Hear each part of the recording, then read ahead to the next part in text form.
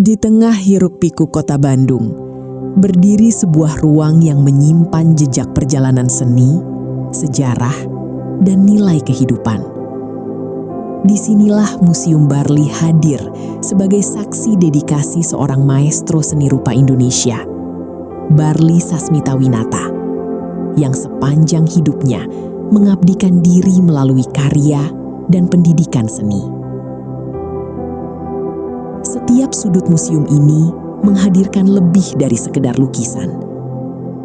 Di balik setiap goresan, tersimpan cerita tentang perjalanan, pemikiran, dan semangat yang terus diwariskan dari satu generasi ke generasi berikutnya. Hingga hari ini, Museum Barli tetap menjadi ruang belajar, ruang apresiasi, sekaligus pengingat akan pentingnya menjaga warisan budaya bangsa. Namun, bagaimana perjalanan museum ini hingga mampu bertahan dan terus berkembang di tengah perubahan zaman? Untuk menemukan jawabannya, kami berbincang langsung dengan Adit Barli, penerus sekaligus pengelola Museum Barli. Jadi ketika kita berbicara mengenai masalah seni, di sini ada kewajiban saya untuk akhirnya menerangkan seni itu apa. Kan mungkin pada saat sekarang, di generasi sekarang khususnya, itu pemahaman seni ini masih kepada satu bentuk produknya. Apakah itu seni rupa, apakah itu seni tari, apakah itu seni patung, ya, seni musik dan sebagainya. Tapi kalau di sini saya di generasi ketiga ini mencoba untuk mengartikan kata seni ini secara lebih luas. Bahwa seni itu adalah cara kita untuk menyampaikan sesuatu. Cara kita untuk mewujudkan sesuatu. Cara kita untuk membangun sesuatu itu menggunakan seni. Cara kita memegang sesuatu. Cara kita duduk. Itu seni. Jadi sebab menggunakan rasa. Rasa yang didasari oleh pemahaman tentang pentingnya arti keseimbangan. Ya. Nah, jadi kalau buat saya di sini seniman itu bukan terkotakan di profesinya itu sebagai seniman rupa, seniman tari, seniman musik dan sebagainya, tapi seniman kehidupan. Kalian pun juga adalah seniman, ya. Unikom, seniman komunikasi, betul nggak? Bagaimana how to deliver? Bagaimana seni menyampaikan untuk akhirnya apa yang Anda sampaikan, apa yang Anda gambarkan ini betul-betul bisa terasa dampaknya bagi siapapun yang mendengarnya, betul? Nah itu tadi, jadi di situ ya, bahwa seni itu adalah cara kita untuk berperilaku dalam kehidupan. Berkaitan dengan tempat ini adalah salah satu juga mungkin hal yang erat kaitannya dengan seni tadi, yaitu seni rupa ya. Dengan karyanya adalah lukisan-lukisan yang dihasilkan oleh seniman Barli pada saat itu ya. Dari perjalanan awalnya dia sebagai seorang pendidik juga ya, dia menjadi seorang pelukis juga, di mana karyanya tadi juga diharapkan itu bisa memberikan sebuah manfaat dan inspirasi ya tentang pentingnya ilmu dasar seni rupa untuk dimiliki para calon-calon yang ingin berprofesi sebagai seorang seniman rupa. Ya. Jadi kalau kita berbicara di sini kenapa Adit Barli sebagai generasi ketiga pada saat sekarang ini mementingkan sesuatu hal yang sifatnya dasar, khususnya di bidang seni rupa, itu karena mau bagaimanapun itu dasar itu adalah kenapa harus dikuatkan, karena itu adalah sebuah awalan yang harus kita persiapkan sebelum kita melangkah kepada misi-misi berikutnya. Begitu pula juga di dalam sistem pendidikannya pada saat sekarang di sini memang kita lebih kepada manual ya, tapi bukan hanya sekedar manual mereka menggambar. Lebih lagi kita lebarkan bahwa sebetulnya dari dia menggerakkan tangannya, dari dia kita kenalkan anak-anak ataupun murid-murid yang ada di sini dengan cara duduk yang baik, itu akhirnya dapat mengkonstruksi sebuah karakter yang betul-betul bisa synchronize ya dengan apa yang akan menjadi kehidupannya masa yang akan datang. Jadi seperti itu. Jadi kalau buat saya yang menjadi tagline pada saat sekarang di Museum Barli adalah membangun rasa untuk lengkapi jiwa. Tapi seperti apa membangun rasa untuk lengkapi jiwa. Rasa di sini kita kenalkan dan kita latih murid-murid yang ada di sini itu untuk bagaimana mereka memiliki satu bentuk kemampuan dalam manajemen rasa mereka. Ya, bagaimana akhirnya mereka memiliki pengendalian emosinya, bagaimana mereka akan terbentuk konsentrasinya, bagaimana setelah itu akan terbentuk logika dasar sampai dengan tahapan berpikir. 4 poin dasar yang harus dimiliki sebuah pribadi ketika dia akan bertumbuh kembang dan akan menjalankan kehidupannya itu untuk menjadi seniman-seniman kehidupan di profesinya masing-masing kelak. Betul kan gitu? Apapun profesinya, ketika dia memiliki jiwa seorang seniman, dia akan menghasilkan karya apapun yang akan dirasakan manfaatnya bagi dirinya, bagi keluarganya, maupun masyarakatnya, kan begitu. Contohnya, ya, kita di sini selalu berbicara mengenai pendidikan, tetapi kita pada saat sekarang mulai sedikit-sedikit untuk menambahkan satu kata di depan pendidikan tadi, seni pendidikan. Kalau pendidikan sifatnya satu arah, tetapi kalau seni pendidikan bahwa bagaimana kita dengan rasa kita mendidik seseorang itu, ya, mengenalkan seseorang, sehingga akhirnya mereka dapat memahami apa yang akan kita bentuk dalam diri mereka, ya, gitu. Paham sampai di situ? Ya, jadi saya pun berharap di sini dengan apa yang kalian lihat di sini itu adalah sesuatu yang bisa diterjemahkan bahwa setiap orang itu penting sekali mengolah rasanya dari hal-hal yang dasar, dari cara menggerakkan tangan, dari duduk yang benar seperti ini. Ini akan oksigennya akan bagus sehingga akhirnya dia akan bisa konsentrasi, membentuk logika dasar dan tahapan berpikir dan apa yang akan lakukan dia untuk membuat sebuah karya. Karya apapun, masak dan seni memasak pasti berbeda. Kenapa kalian dulu mungkin juga dari sebagian kalian tidak suka matematika? Karena kalian itu dikenalkannya cara berhitung, bukan seni berhitung. Ya, kalau dengan seni berhitung dibarengi oleh seni mengajar seorang gurunya, dia akan tahu caranya bagaimana membangun apresiasi tentang matematika, bagaimana membangun ketertarikan, betul ya? Ya, sehingga akhirnya kita tertarik dari ketertarikan itu muncul rasa jatuh cinta. Betul nggak? Dari rasa jatuh cinta itu sampai dengan mencintai. Dari mencintai akan tumbuh loyalitas. Betul nggak? Betul. Itu yang kita bicarakan, yang sampai dengan akhirnya berbicara tentang masalah cinta. Cinta tidak bisa dipaksakan. Tapi munculnya kan awalnya dari sebuah ketertarikan. Ya. Nah, begitu pula juga di sini kalian yang menjadi calon-calon apa tadi? Calon-calon apa? Calon-calon Komunikasi. Seniman komunikasi. Iya. Bagaimana membentuk diri kalian, apa yang kalian sampaikan itu ada sebuah ketertarikan dulu dengan apa yang kalian sampaikan, betul nggak?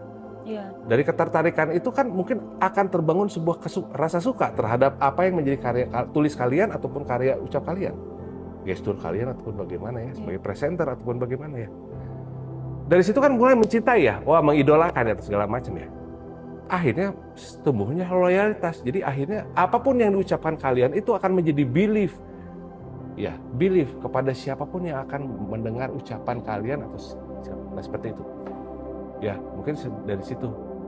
Sampai di situ ada pertanyaan. Berarti seni itu sebenarnya kalau kita lihat lagi ya, erat sama kehidupan juga ya. Maksudnya kayak semua hal-hal yang kita pelajari, yang kita lihat sebenarnya erat dengan seni. Tapi kan jarang ya orang yang tahu gitu untuk esensi seni itu sendiri gimana. Dan Museum Barli itu pengen ngasih awareness soal itu berarti ya ke masyarakat. Betul. Pengen kasih awareness tertentu. Sehingga akhirnya terjadilah sesuatu yang diharapkan dengan apa yang menjadi tujuan terjadinya revolusi mental bangsa ini. Iya.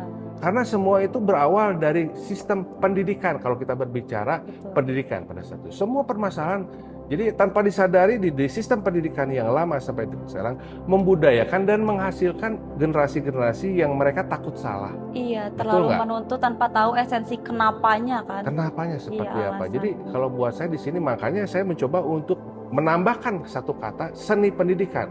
Jadi ketika seseorang guru itu mendeliver atau seorang tua itu mendeliver sebuah aturan ataupun bagaimana, dia akan lebih bijak gitu loh, ya. Kan selama ini kan ada kita, jadi bangsa kita tanpa disadari itu akhirnya bangsa yang takut salah, bangsa yang merasa benar sendiri, bangsa yang merasa paling bersih sendiri ataupun ya seperti itu ya. ataupun sampai dengan bangsa yang tidak bisa apa-apa. Nah, sementara kita kan menginginkan, ataupun generasi yang kita menginginkan sebagai orang-orang yang di generasi sekarang kan ingin punya generasi-generasi ke depan yang kreatif dan sebagainya. Iya. Tapi apakah kreativitas itu bisa muncul pada saat sekarang? Tidak. Karena apa? Karena kita di sistem pendidikan yang sudah menjadi budaya saat ini, kita dijauhkan dari sana. Seperti itu. Ya, sementara modal daripada sebuah kreativitas atau munculnya sebuah kreativitas itu tidak akan mungkin terjadi kalau tidak didasari dengan sebuah kepercayaan diri, betul nggak? Betul. Ya.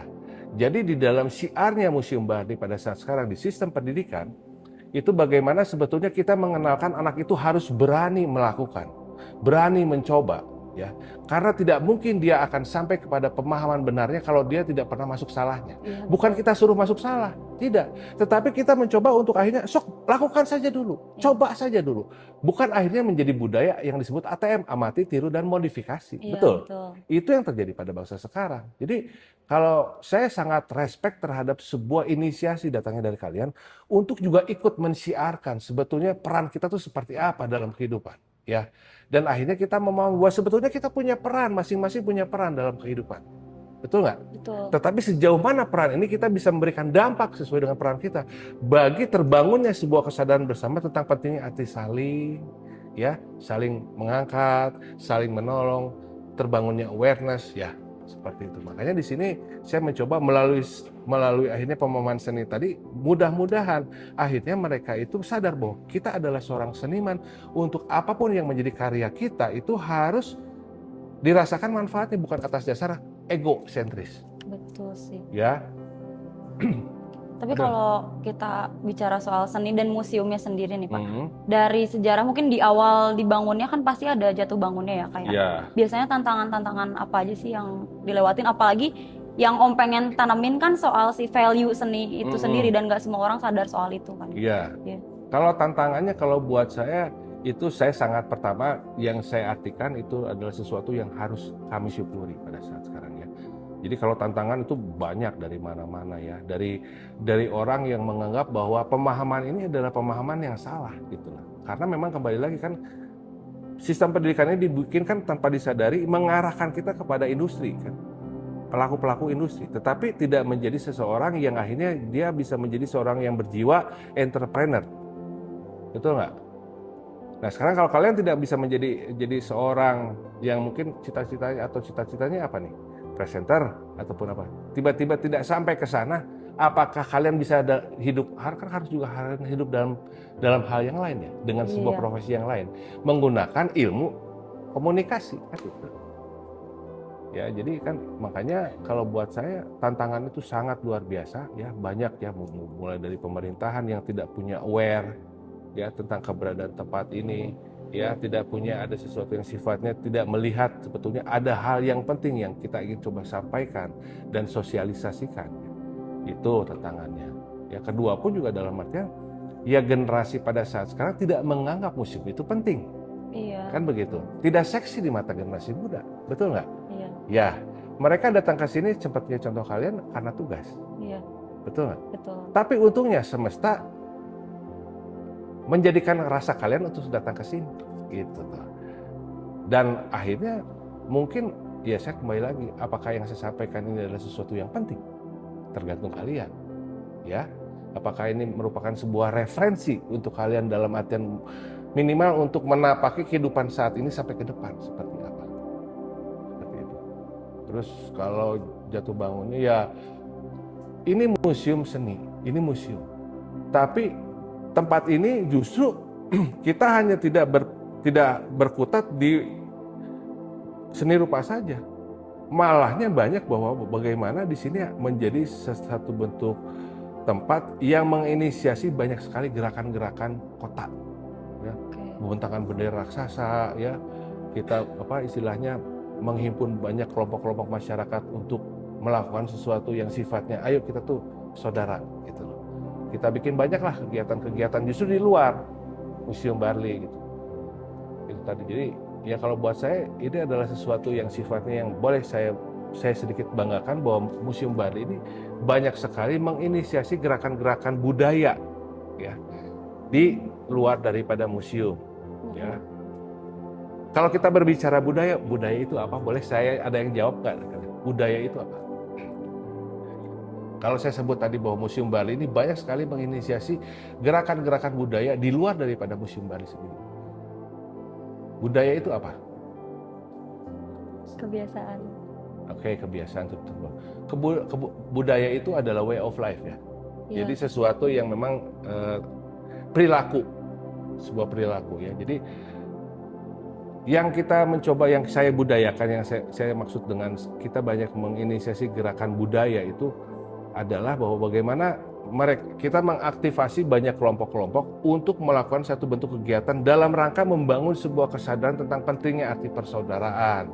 Oh. Ya, tentang pentingnya bahwa kita menyadari sama-sama kita adalah bangsa Indonesia. Iya. Ya, dan sebagainya seperti itu. Jadi mungkin itu. Jadi itulah kalau kita berbicara mengenai jatuh bangunnya. Kalau saya bicara jatuh, udah sering jatuh, ya, karena kita tidak punya supporting dari mana-mana, gitu. Iya, ya, maksudnya mandiri kan, Mandiri, untuk gitu. bahkan bertahan sampai sekarang. Bertahan pun sampai pasti kan sekarang, gitu kan. susah. Itu atas dasar apa? Atas dasar sebuah keyakinan. Jadi ini pun juga yang harusnya mungkin bisa menjadi inspirasi kalian bahwa hidup tanpa keyakinan dan keikhlasan nggak akan jadi apa-apa. Nah itu tadi. Jadi kenapa sampai sekarang Museum Bali yang tidak punya supporting, padahal ini museum loh, aset kota ya, tapi tidak pernah tersentuh oleh pemerintahan. Ya. Tapi berarti sempat ada usaha ke sana. Sempat pernah ada usaha-usaha ke sana ya.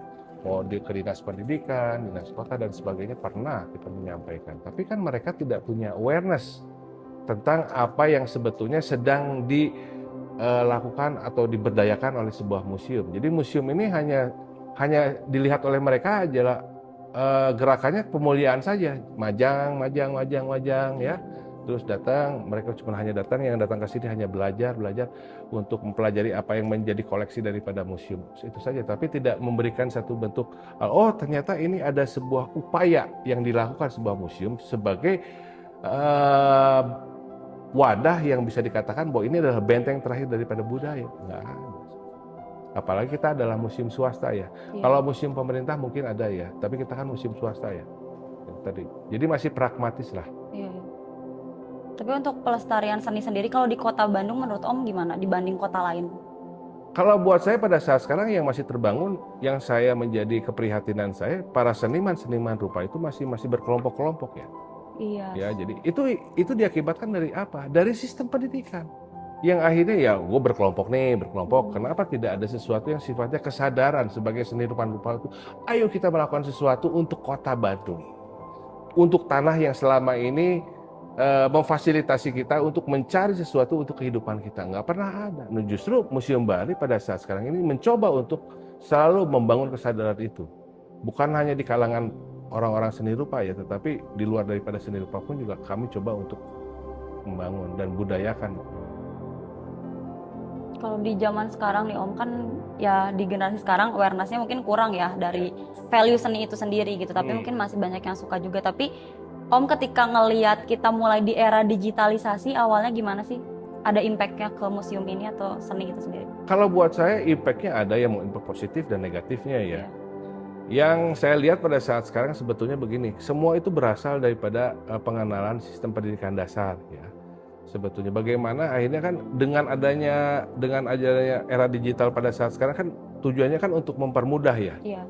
Tetapi karena kita dibentuk sebagai pribadi-pribadi yang mau gampangnya ya, akhirnya tidak menjadi sesuatu yang bermanfaat buat kita. Tetapi kalaupun mereka generasi-generasi ini dibentuk tentang pemahaman bahwa pentingnya arti dasar, ya, memahami sebuah keilmuan khususnya seni rupa, ya mereka akan melatih diri mereka untuk akhirnya mereka juga bisa freehand, bisa dengan itu segala macam. Jadi kalau buat saya dampaknya itu tadi, bahwa dampak yang terjadi akibat dari kurangnya kita paham tentang seni pendidikan dasar untuk anak.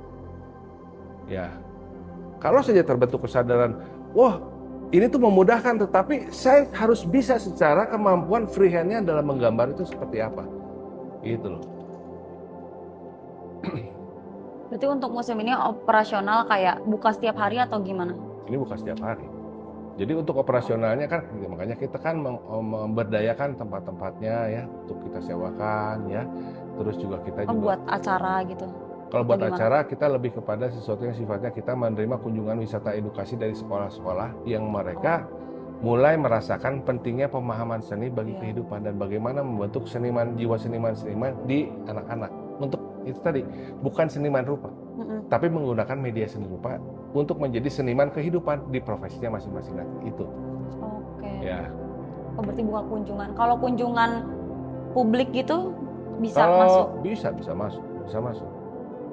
Dan kita pun juga kan punya pendidikan gratis ya untuk anak-anak yang termarginalkan.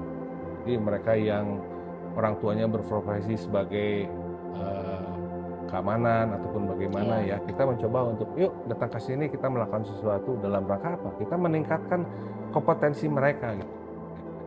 Itu sebagai sesuatu yang kita budayakan dari pemahaman kita tentang arti terima kasih. Oh, Ya, iya. kita menerima segala sesuatu dari semesta, segala macam. Baik itu dengan nafas kita pun kita menerima. Nah, kita mencoba untuk akhirnya memberikan kasih itu seperti apa? Terima kasih. Nah, itu tanpa disadari menjadikan Museum Bali sampai dengan saat ini tetap berdiri, tetap beraktivitas gitu loh.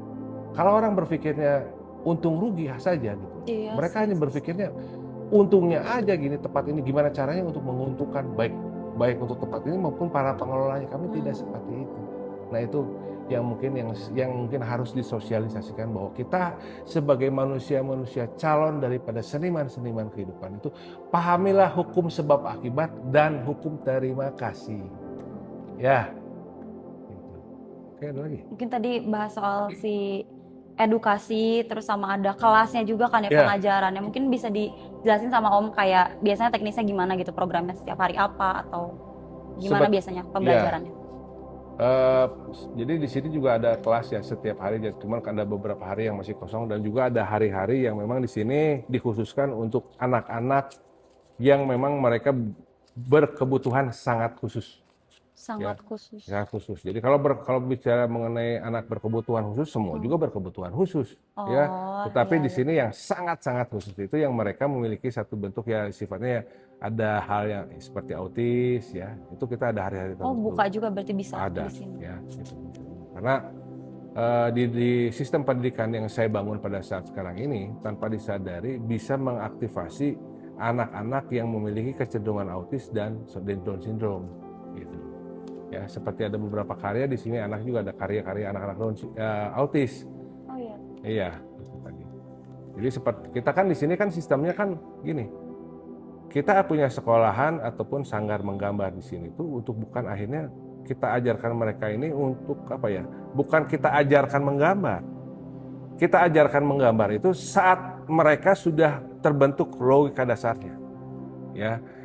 Kita di sini lebih kepada untuk anak-anak ya di bawah usia 10 tahun itu awalnya itu kita mengajak mereka untuk menggambar dulu sehingga akhirnya akan terbentuk karakter-karakternya di situ.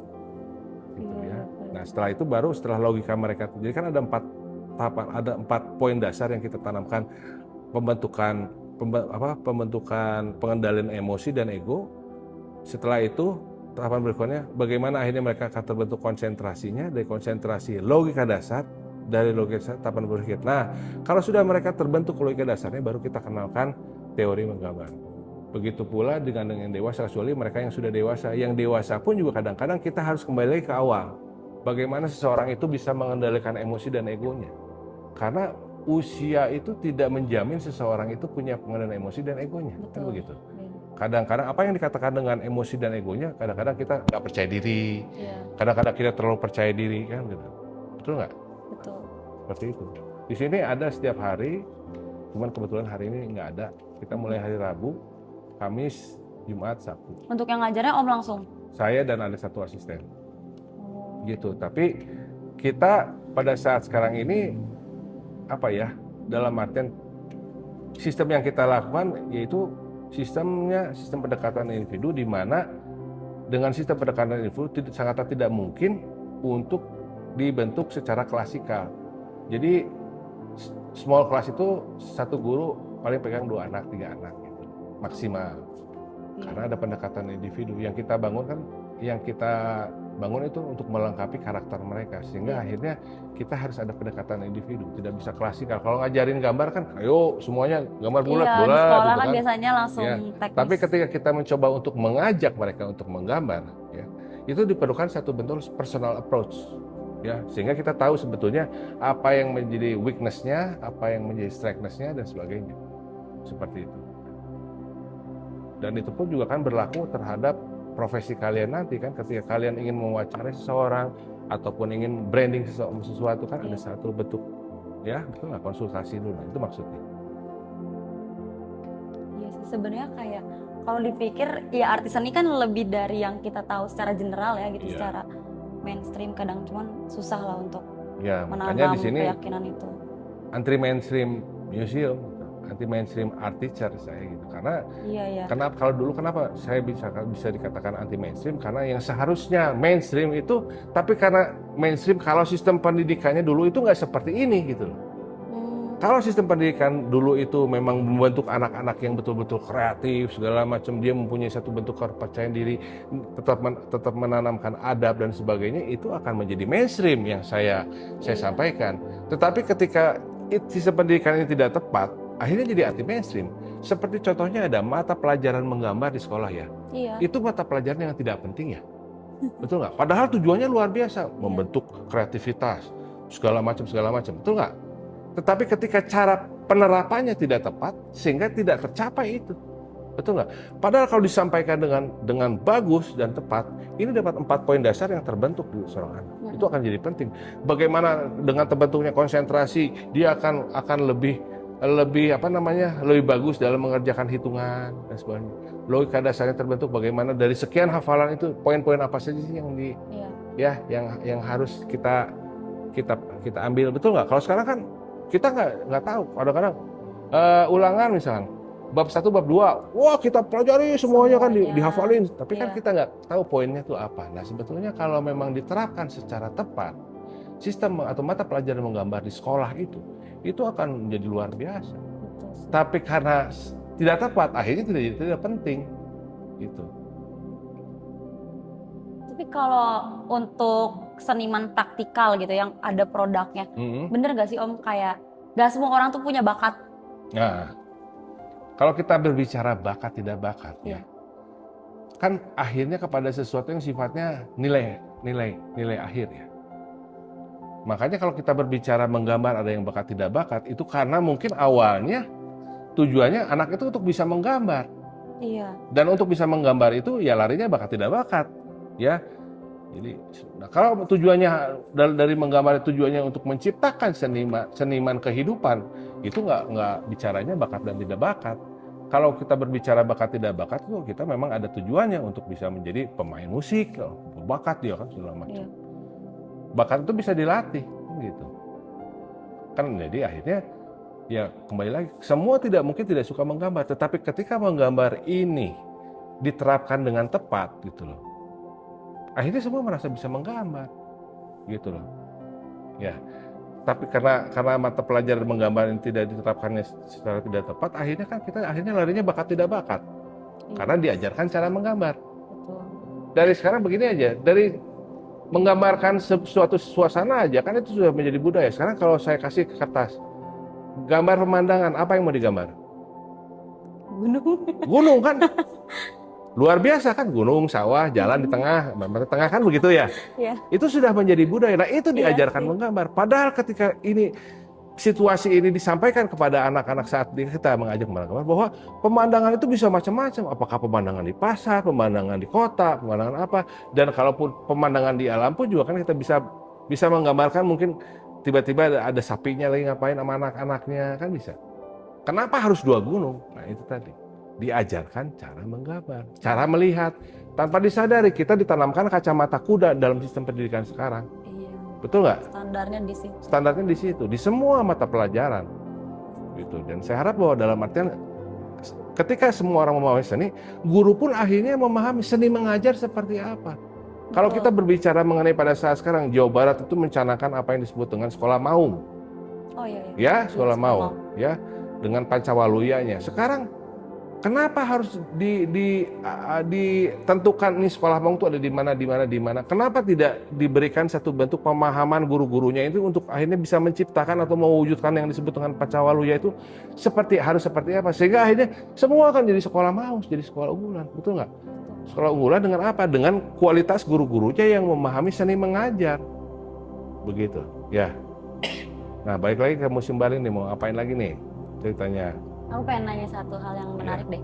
Kan untuk pelaku seni sendiri ya gitu, nggak cuma di Bandung mungkin kayak di Indonesia.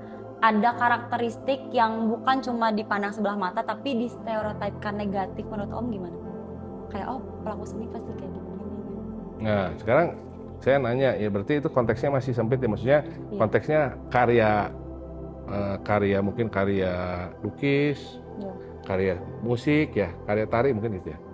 Jadi kalau buat saya begini ya intinya, kadang-kadang si seniman sendiri pun juga ingin memperlihatkan dia adalah seorang seniman dengan akhirnya contohnya mungkin rambutnya panjang gitu ya segala macam, jadi kelihatannya seperti apa.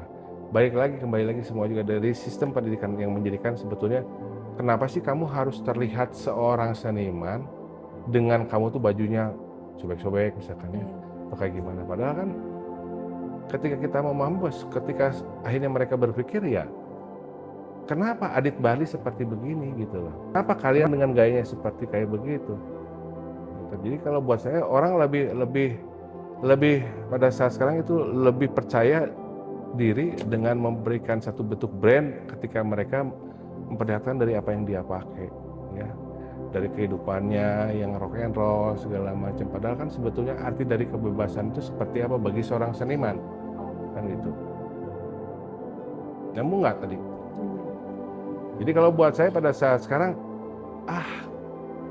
buat saya sudah tidak melihat itu lagi, tidak melihat sebuah kesalahan lagi.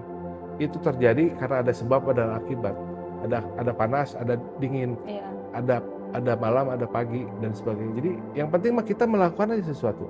Saya di sini tugasnya untuk akhirnya bagaimana sesuatu yang saat ini terjadi yang disebutnya dengan sebuah kesalahan atau stereotip yang jelek segala macam, kita upayakan untuk tidak terjadi. Dengan apa? Dengan mensiarkan sistem pendidikan yang seharusnya itu seperti apa, sehingga akhirnya hal-hal yang terjadi pada saat sekarang ini tidak terjadi lagi di generasi yang akan datang seperti itu. Tapi kalaupun toh terjadi, dampaknya tidak akan terlalu besar karena mau bagaimanapun kita tidak akan bisa merubah dari kanan ke kiri, kiri ke jadi kanan, nggak akan bisa. Selalu ada seperti itu. Tinggal bagaimana kita pada saat sekarang menyikapi itu semua. Ya, jadi kalau buat saya mengenai tadi stereotip segala macam, kalau buat saya itu mah kembali lagi kepada kita mau ambil pilihan hidup tuh yang mana, biarkan saja lah. Yang tahu hidup kita kan kita, bener nggak? Santai aja. Emang gue makan dari lu, kan gitu, bener nggak? Yang penting kita bisa bertanggung jawab dan kita akhirnya bisa memaknai apa yang disebut dengan ciptaan ya sang pencipta kalau itu memang ada. Tangan, bagaimana kita memuliakan tangan kita, bagaimana kita memuliakan tubuh kita, bagaimana dengan memuliakan itu dengan cara kita memakan yang baik, ya, menggunakan baju yang baik, kan kita memuliakan, betul nggak?